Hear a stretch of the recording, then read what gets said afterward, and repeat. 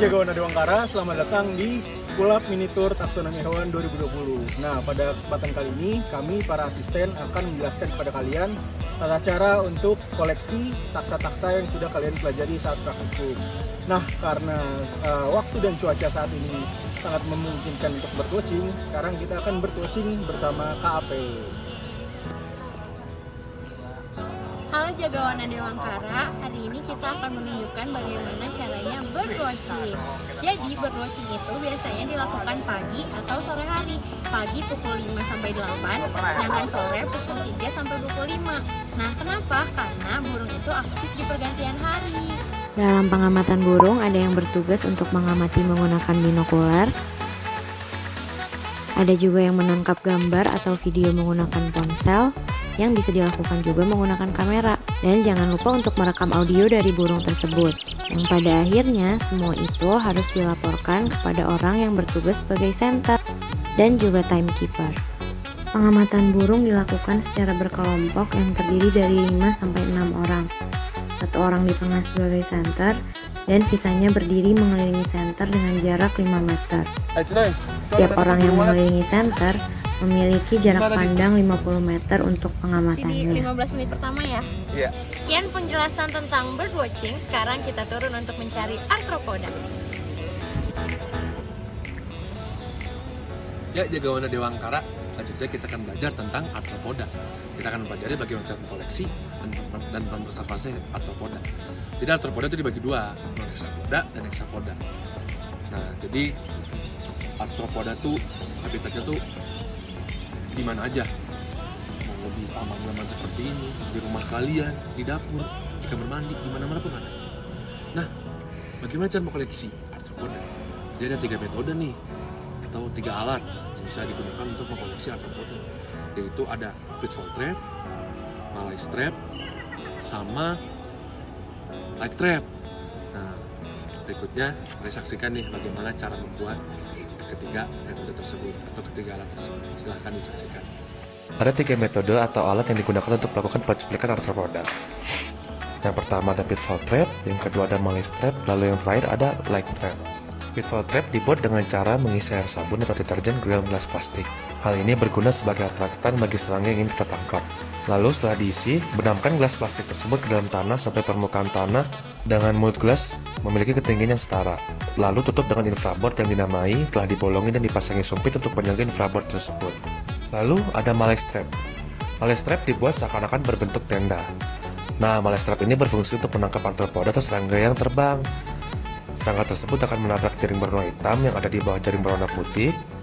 Lalu serangga akan bergerak menuju jaring berwarna putih, karena serangga itu bersifat fototropik positif. Lalu kita lihat nih di ujung malaise trap itu ternyata ada botol yang berisi air sabun dan deterjen yang juga bersifat sebagai atraktan. Setelah serangga berada pada jaring bagian putih, mereka akan bergerak secara sendirinya ke dalam botol lalu tenggelam dalam botol berisi air deterjen tersebut. Kemudian ada light trap yang berguna untuk menangkap serangga yang tertarik akan cahaya. Light trap ini dipasang pada sore hingga malam hari. Light trap memiliki beberapa bagian. Pertama ada sumber cahaya, kedua ada reflektor, ketiga ada wadah pengumpul serangga yang berisi air deterjen yang berfungsi untuk mengarahkan serangga yang tertarik dengan sumber cahaya untuk masuk dalam wadah. Nah, lalu untuk menyalakan sumber cahaya dapat digunakan sumber tegangan yang berupa baterai atau aki. Ya, makasih kalian sudah menyaksikan bagaimana cara untuk mengoleksi arthropoda. Jadi sekarang kalian bisa lebih tahu nih bagaimana arthropoda dapat kita dapatkan dengan cara-cara apa. Nah, selanjutnya kita akan berlanjut ke materi Annelida. Kita juga akan belajar yang sama, yaitu cara mengkoleksi dan mempreservasi Annelida. Silakan lanjut ke Kak Cinoy. Halo Jagawana Dewangkara. Nah, sekarang kita akan mempelajari tata cara koleksi Annelida. Nah, ayo kita mulai. Untuk koleksi cacing tanah, alat-alat yang digunakan adalah skop, plastik, meteran, dan koran. Koleksi dilakukan di tempat yang sesuai dengan habitat spesies, di mana cacing tanah biasa hidup di tempat yang lembab. Untuk menganalisis keberadaan cacing tanah, biasanya koleksi dilakukan dalam plot yang luasnya 30 x 30 cm dan kedalaman 20 cm. Langkah pertama, lakukan pencuplikan substrat menggunakan skop sampai kedalaman 20 cm. Substrat tersebut kemudian dipindahkan ke atas koran.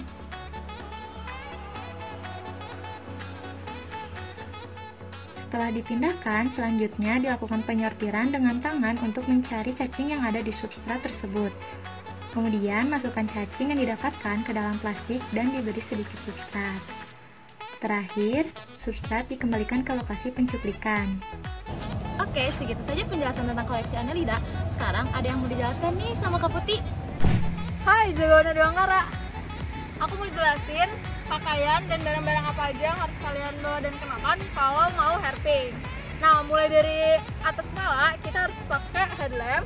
Pastikan dia berfungsi ya. Terus kita harus pakai masker juga, masker wajah.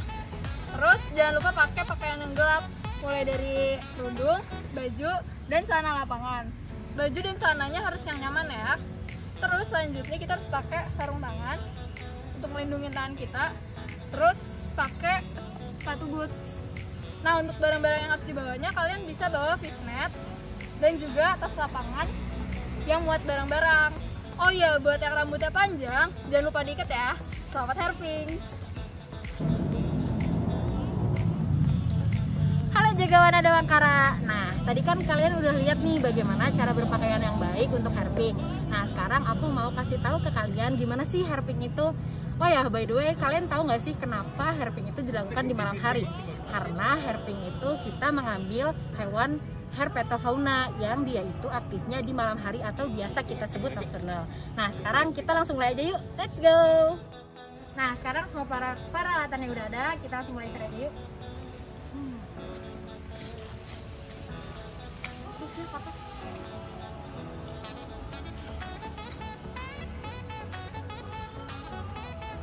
Ini dia. Nah, kita bisa langsung tangkap aja. Nah, jadi setelah udah dapet, kita langsung tangkap aja. Jangan lupa siapin zipper bag dan yang di dalamnya udah dimasukin fresa. Kita langsung masukin aja kataknya. Hati-hati ya guys, jangan sampai dia keluar.